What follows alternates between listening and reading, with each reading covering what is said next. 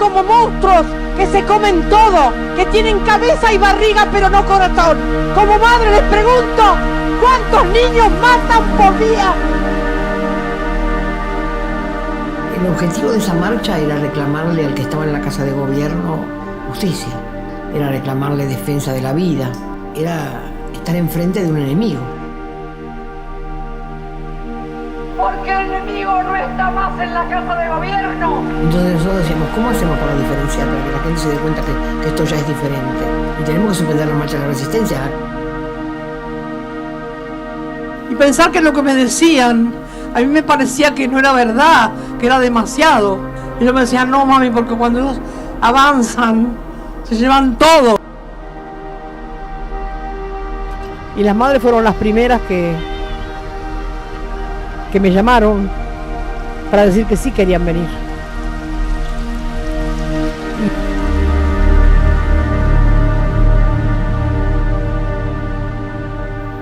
Buenas noches, Silvia Llaudad y Eduardo Caram.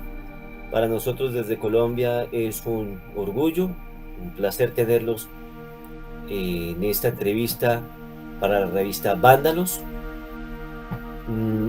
Desde este país le enviamos a ustedes un abrazo de confraternidad y nos solidarizamos por entero con la causa de Mayo o Campo de Mayo, en la que ustedes pues son representantes de esos sobrevivientes y víctimas de la infausta, temible y sangrienta dictadura argentina, última de 1976 a 1983, cuando se restablece la democracia en el hermano país del Cono Sur. Hay que decir que estamos frente a dos sobrevivientes de uno de esos centros de reclusión, exterminio, tortura y desaparición que instalaron a lo largo y ancho de la Argentina estas personas que se apoderaron de las instituciones gubernamentales, eliminaron la democracia por casi 7 años y cometieron toda suerte de atrocidades contra los movimientos sociales, los estudiantes y en general contra el pueblo argentino, manchándolo para siempre en una sombra de vergüenza y de dolor que siempre acompañará a los argentinos. Silvia y Eduardo, buenas noches. Sí, bueno, buenas noches. Buenas noches, ahí está. Gracias por invitarnos. Es un gusto poder confraternizar con amigos a nivel latinoamericano. Latinoamérica es muy sentida por nosotros. Es una deuda de poder juntarnos más y también compartir que los dolores y sufrimientos del pueblo argentino también es común a los pueblos de Latinoamérica. Dentro de nuestra historia reciente, en la década del 70, fue un movimiento que se generó en toda América Latina. Y nosotros, como miembros de la Iglesia, en aquel momento jóvenes, vivíamos la efervescencia del Concilio Vaticano II, que fue una apertura de la estructura de la Iglesia, ¿no? Las imágenes de como un viento que penetró dentro de la Iglesia y cambió muchas cosas. Y Medellín, en Medellín, Colombia, se hizo el aterrizaje de ese concilio que llevó a la Iglesia a girar 180 grados en los templos para ver al pueblo cuando hacía la misa, a hablar en el idioma de cada lugar, y todo eso fue un movimiento de mucha unidad, de mucha fuerza a nivel latinoamericano. Nuestro país, un movimiento muy fuerte de sacerdotes que se llamó Movimiento de Sacerdotes del Tercer Mundo, y mucha gente muy comprometida, que después la dictadura se encargó de reprimir violentamente y desapareciendo también. Y muchos de los desaparecidos formaban parte de esta iglesia, y que iba a los barrios, que como profesionales también se acercaba a los barrios, vivía la problemática de los barrios y empezaba a cambiar una estructura que es injusta. Y bueno, eso fue lo que generó esa tremenda represión que vivimos en nuestro país en la década del 70, como también se vivió en Chile, se había vivido en Brasil y en otros lugares de América Latina. Efectivamente, nuestros países se volvieron un campo de operaciones de la lucha anticomunista. Sí. Y precisamente de estos grandes potencias mundiales se gestaron toda esta serie de dictaduras en el Cono Sur. Vergonzoso que hayamos tenido que padecer esto por cuenta de una guerra que no nos correspondía, y sin duda alguna que esto para siempre manchó las páginas de la historia de nuestros países. Pero hemos sabido que el pueblo argentino fue tan valiente que logró restablecer su democracia y sentar en el estrado de los acusados en diferentes procesos a todos estos personajes que hicieron parte de la Junta o del gobierno cívico-militar del año 76 al 83. Y lo vemos hoy más actual que nunca con esta nueva película que seguramente se llevará algún premio en los premios Oscar, 1985, con Ricardo Darín, que muestra esa infatigable lucha de los fiscales y abogados de las distintas causas por llevar y sentar a estos hombres tan poderosos. Los felicitamos desde Colombia, porque realmente para nosotros es motivo de orgullo el que el pueblo argentino haya logrado esta gesta. ¿Cómo hizo la sociedad argentina realmente para hacer estos juicios? Sí, uno tendría que decir que aquí donde comenzó la resistencia es con las madres de Plaza de Mayo, con la desaparición de sus hijos. Ellas dicen que los hijos la parieron a ella, y desde aquel instante que ellas empezaron a buscar a sus hijos y a reclamar por sus hijos, a juntarse y organizarse y a girar en la Plaza de Mayo, que es un lugar simbólico. Ahora en estos días hay la marcha 46 de resistencia, giran en esa plaza todo un día, y eso, a partir de esa resistencia de las madres surgen los organismos de derechos humanos que acompañan esa lucha. Todo esto, ¿no?, es como que en el tiempo, ¿no?, es una cosa que va de a poco en el tiempo, tomando fuerza y tomando un lugar en la sociedad de autoridad moral en el pueblo. Es decir, todo lo que viene de estas organizaciones tiene un valor que se sabe que por ahí va la verdad, va la ética, va la justicia, va la memoria, va la verdad, ¿no? Y uno sabe, ese es como un faro para el pueblo argentino, que sabemos que si está ahí, por ahí vamos bien. Y bueno, junto a ellas, durante 45 años, 46 años, fue una permanente constante, ¿no?, de resistencia y de acompañamiento a los sobrevivientes y a los familiares, a los hijos, en la búsqueda de los compañeros, de los que no volvieron, ¿no? 30.000, que sabemos que son muchos más, aunque muchos quieren decir que son menos, son muchos más, pero que dieron su testimonio para llegar a la verdad, ¿no? Y bueno, de distintas formas, las madres, las abuelas han usado una gran creatividad en la búsqueda de los compañeros, de los hijos, y la búsqueda de los nietos apropiados. en este tiempo, diríamos, de lucha, en el inicio, la Iglesia estuvo muy cercana a los organismos de derechos humanos y por eso vivió la represión, la represión de el asesinato de sacerdotes, de obispos, de religiosas.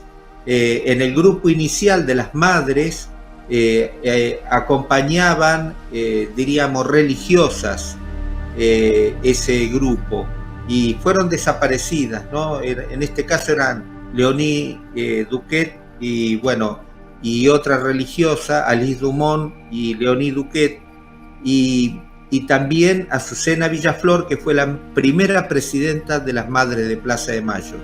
Un grupo de 12, un 8 de diciembre de 1977, fueron desaparecidos de una iglesia, de la iglesia de la Santa Cruz.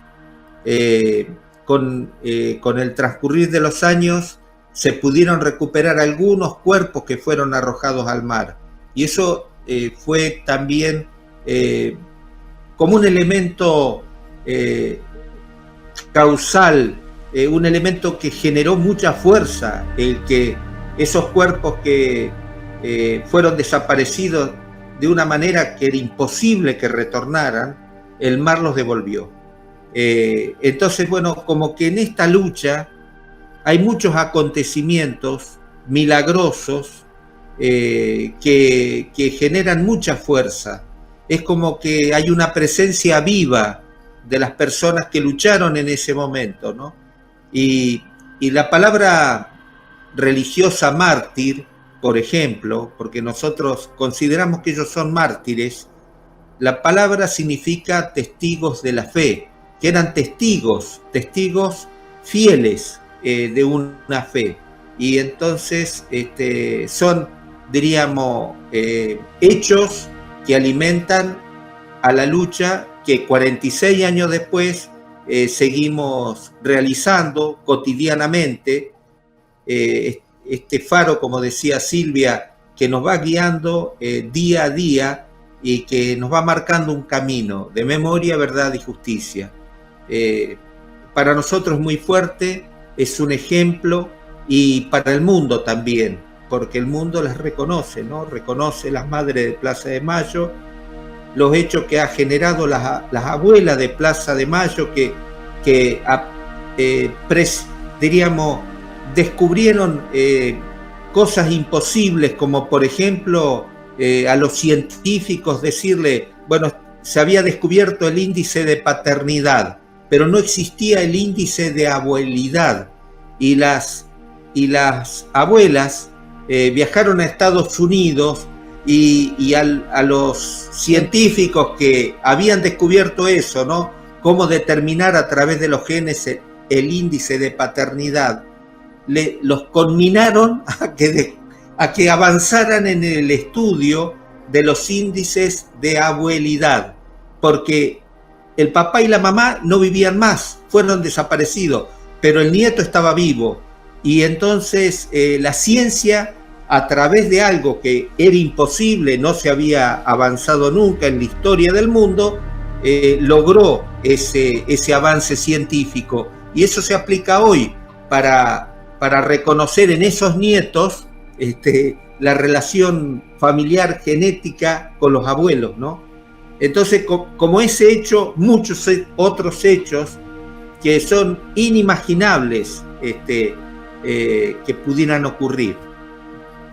Sí, una capacidad de resistencia y perseverancia, porque ellas pasaron muchísimos años. Uno puede decir, bueno, no se cansan de pedir justicia, y no se cansan, y siguen pidiendo, ¿no? Y le han pedido al Papa, le han pedido que abra los archivos para poder encontrar a los nietos que faltan. Y bueno, hasta ahora no se abrieron esos archivos, ¿no? Pero ellas perseveran en ese pedido. Seguramente que en algún momento se van a tener que abrir, aunque la historia o la realidad la sobrepasa, porque hay una realidad de la naturaleza, ¿no? De que uno se va muriendo. Y bueno, en esto hace poco falleció Eve de Bonafini, que es la presidenta de Madres de Plaza de Mayo, y bueno, se van muriendo las madres porque se van poniendo viejitas, pero es increíble la fortaleza que tienen, porque ese día que se hizo el acto por Eve, había otra abuela que tenía 98 años y decía ella, bueno, yo tenía que haberme ido primero, pero bueno, se fue, pues cumplía 93 ahora, no sé si hoy o ayer cumpliría Eve, y ella decía, pero bueno, estamos acá y vamos a seguir peleándola con 98 años, ¿no? Uno se admira de la fortaleza de las abuelas que van quedando poquitas, pero que siguen. Y bueno, uno tiene que pensar eso, ¿no? Que nunca hay que bajar los brazos. También ellas dicen, ¿no? Una lucha que se pierde es la que se abandona. Así que uno trata de ser persistente, insistente en esto de buscar verdad y justicia y hacer memoria. Y bueno, eso es lo que nos convoca, eso es lo que nos da fuerza, verlas a ellas nos da fuerza para dar testimonio, ¿no? Y a nosotros, por supuesto que también. Yo estuve el 28 de junio en Tandil y vimos la exposición del fiscal Patricio Murray en la causa del obispo Ponce de León. Más de 40 años luchando por una verdad. Eso es de admirar. Ahora bien, Silvia y Eduardo, el pasado 6 de julio del presente año se dictó sentencia en primera instancia en esta mega causa conocida como Campo de Mayo, del cual ustedes son víctimas y sobrevivientes. Nos informan que hubo 19 condenas, 10 a cadena perpetua y otras distribuidas entre los 24 años, dependiendo de los roles que desempeñaban cada uno de estos sujetos, muy conocidos por la sociedad argentina. ¿Qué nos pueden decir, qué nos pueden contar a Colombia sobre este histórico fallo?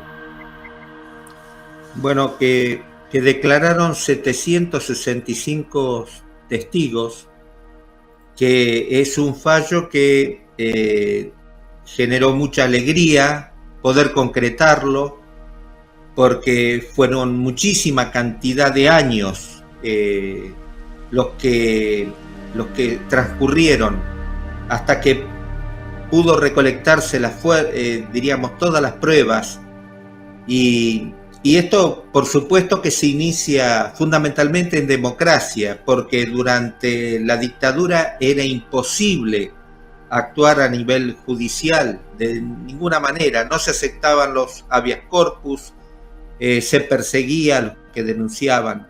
Entonces, en el inicio de la democracia empezaron a haber de estos que se saben hoy que son 800 campos de detención, tortura y exterminio que hubo en nuestro país. Bueno, Campo de Mayo es el más grande. La ESMA, por ejemplo, que es la Escuela de Mecánica de la Armada, que estaba en la capital federal, también es un centro clandestino, diríamos, que por el cual pasaron miles de detenidos desaparecidos, y que pudieron hacerse, en el caso de la Escuela de Mecánica, se pudieron hacer varios tramos de juicio. O sea, nosotros en Campo de Mayo vamos por el primer tramo. Ellos en la Escuela de Mecánica de la Armada van por el 6º tramo, diríamos, del juicio. Y se juzgó 350 víctimas en esta primera etapa, porque por eso se llama una mega causa. Se juntaron 350 causas en esta mega causa, y que no es la primera etapa donde se juzgó y se condenó a 19 represores, ¿no?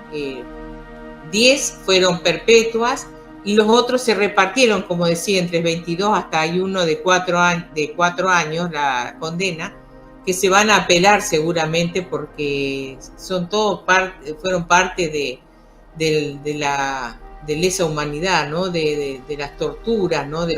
El que le dieron 4 años de prisión es el que adiestraba a los perros, que después le tiraban, los soltaban para que los muerdan a los compañeros, los lastimen. Sí, bueno. Y es como que es por eso tiene menos, no sé cómo habrán juzgado los jueces para darle 4 años nada más, ¿no? Pero bueno, la cuestión es que después de 45 años que lleva esto, se llegó a la sentencia y a poder condenarlo.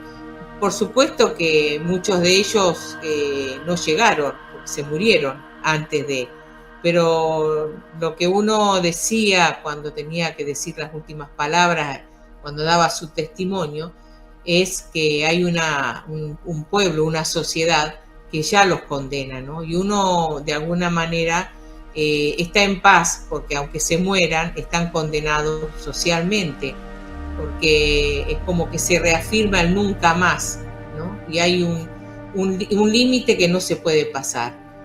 Actualmente hay muchas cuestiones que se quieren poner, como es hablábamos del 2x1, que fue una resolución que habían puesto para decir, bueno, a todos los que eran condenados, perdonarle de alguna manera, en vez de cada 2 años le contaban 1. Entonces ahí el pueblo se hizo una pueblada. En toda Argentina hubo movilizaciones masivas en contra de ese decreto, y así se volvió para atrás, ¿no? Como siempre los juicios son muy acompañados por un gran parte de la población. Sí, como que cuando uno va conociendo la metodología que se utilizó, uno enseguida se da cuenta de las aberraciones, y eso no puede ser defendido desde ningún punto de vista, ¿no? El utilizar como metodología la tortura, pero en los cuerpos de criaturas, en el cuerpo de adolescentes, en los cuerpos de adultos, en el cuerpo de los viejos, es decir, todos los cuerpos, y no importaba la edad. Y después como que lo que se persiguió fue las organizaciones gremiales, las organizaciones estudiantiles. No fue una persecución o una metodología de guerra, sino que fue una metodología de exterminio de la organización popular, ¿no? Porque organizarse en un colegio secundario o organizarse en una fábrica como trabajador, diríamos, no es un delito. Bueno, en este momento reverdecen esas organizaciones estudiantiles en nuestro país, pero es como una forma de mejoramiento del campo educativo, de mejoramiento de derechos en el campo laboral. Y bueno, eso fue el centro del ataque, ¿no? La cuestión económica, la cuestión de vaciar al Estado de los bienes que el Estado administraba y entregar a manos privadas, a multinacionales que colaboraron con la dictadura, que fueron el soporte económico de la dictadura militar, entregarle el país, ¿no? Entregar la soberanía, entregar, diríamos, todo lo que se había luchado, por lo que lucharon nuestros próceres.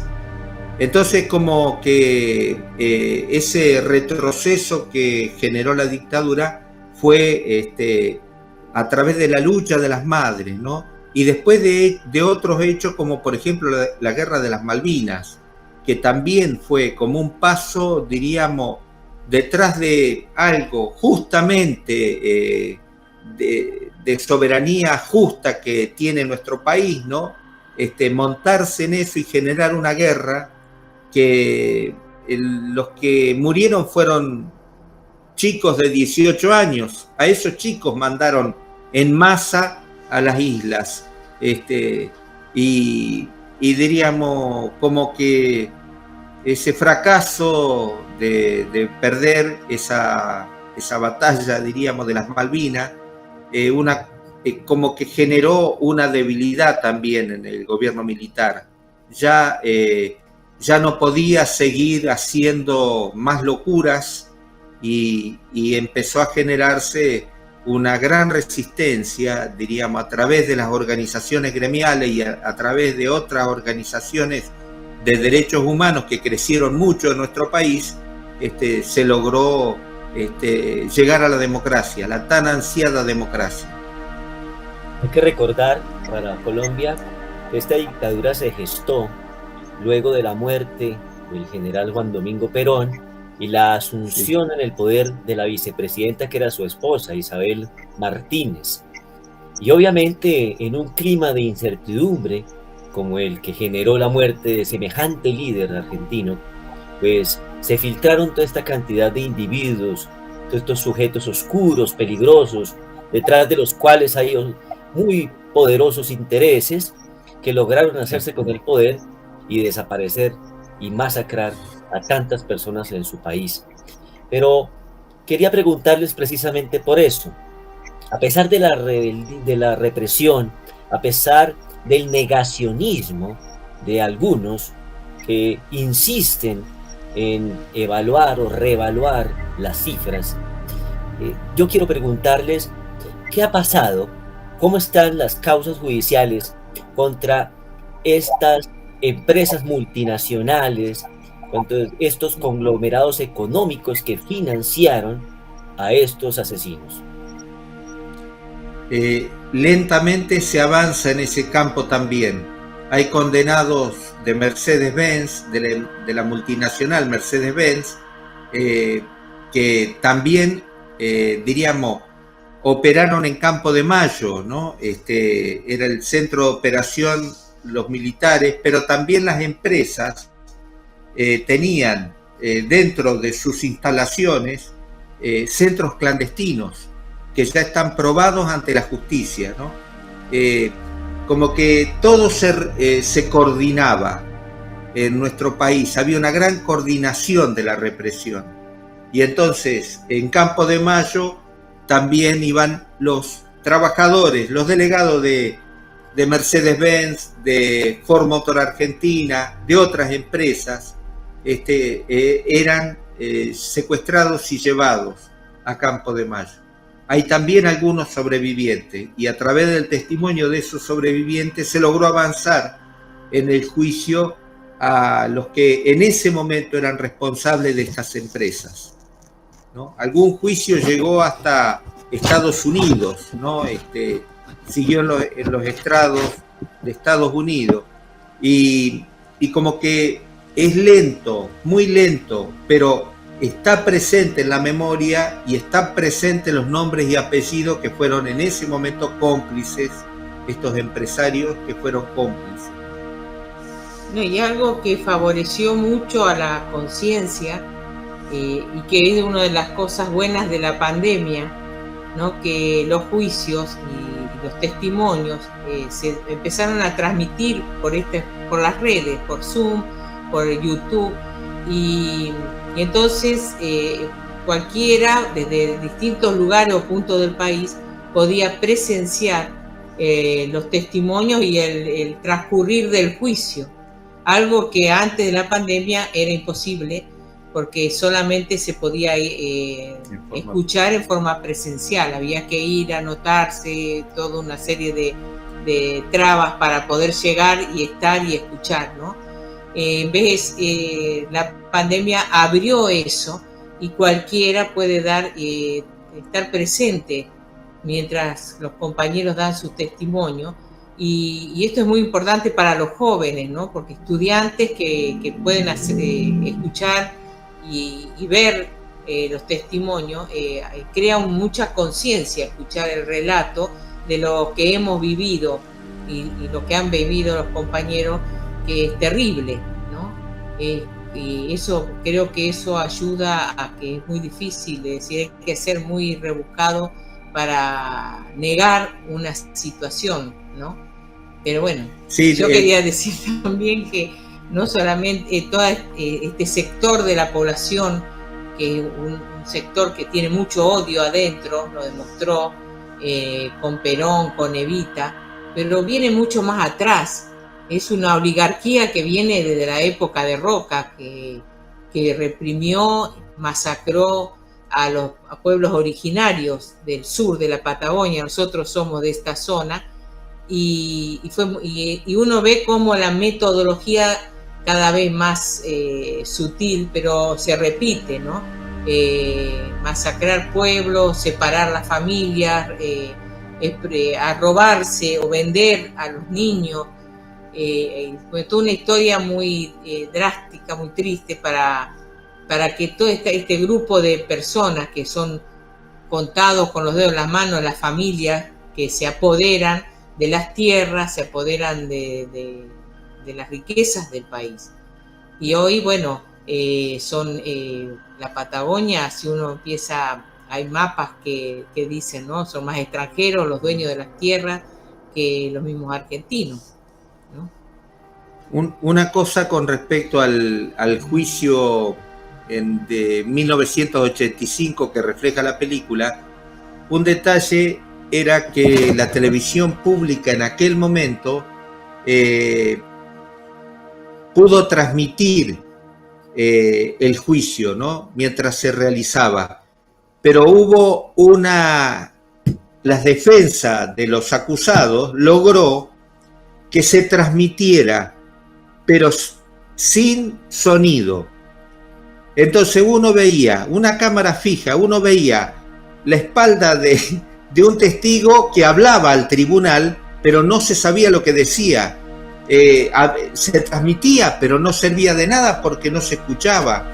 Entonces, el tema de los medios de comunicación es clave, es sumamente clave para que nuestro pueblo tenga conciencia, porque si no se avanza en la conciencia es porque no hay acceso a los medios.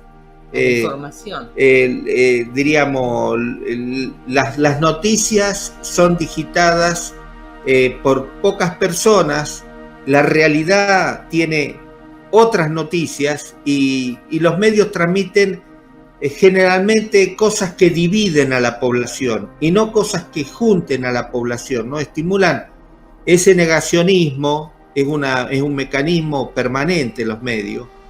Y también, bueno, el odio entre, diríamos, un odio que impide la mediación de la palabra. Entonces se transforma en algo que no es posible generar un diálogo porque se cierra el diálogo, ¿no? Eso ocurre hoy y ocurre en toda América Latina. Y como que es algo con lo que se tiene que luchar permanentemente también, cotidianamente. Igual sucede en mi país. De resaltar Sí. esta causa en la que ustedes son víctimas, la primera instancia del 6 de julio fue dictada por el Tribunal Oral Federal 1 de San Martín. Sí. Y vale la pena mencionar la condena contra Sadi Pepa, Miguel Conde, Carlos Tamini, Guayamens Pereló y otros. Es importante que digamos los nombres, y aquí también va a salir la imagen de ellos para que el país y el mundo conozcan quiénes fueron los condenados como represores. Para nosotros ha sido un gusto, Silvia y Eduardo, tenerlos en Vándalos, un orgullo, y realmente los acompañamos en esta lucha, que es una lucha que compartimos todos los latinoamericanos, de una u otra forma, con sus maneras diferentes, pero nos une el entusiasmo porque se respeten las garantías de los ciudadanos, porque podamos expresarnos, podamos vivir en tranquilidad y paz. Nosotros, desafortunadamente, en Colombia hemos tenido fallidos procesos de paz a lo largo y ancho de nuestra historia. Y por eso, una lucha como la de los argentinos, por lograr justicia después de tantos años, lograrla a pesar del negacionismo, del compromiso de muchos medios de comunicación aliados con estos poderes oscuros, ustedes siguen al frente con un ejemplo a seguir, y realmente nos enorgullece haberlos tenido acá en Vándalos, que nos relataran parte de esta historia, que es la historia nuestra. Gracias, Silvia y Eduardo, y de verdad, un placer. Gracias a ustedes. Gracias a ustedes, David. Un abrazo grande. Un abrazo grande. Un abrazo. A la patria grande. Exacto. Gracias. Muy amables.